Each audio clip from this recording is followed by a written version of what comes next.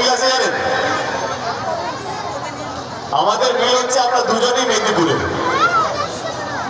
ও পূর্ব আমি পশ্চিম, এবং ও যা পাঠ করেছে তো ছবিটা জুড়ে আমার মনে হয় কি অনির্বাণকে যারা দেখে এসছে এত বছর ধরে, এটা ওর সঙ্গে আমার 3 নম্বর ছবি, আরশিনগর গোলন্দাজ এবং এইটা রঘুনাথ।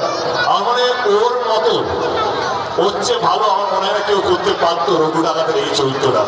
তো যখন আপনার সিনেমা হলের ছবিটা দেখবেন কোথাও কোথাও আমাকেও টপকে গেছে, কিন্তু এই সিনেমার সাথে ভালো।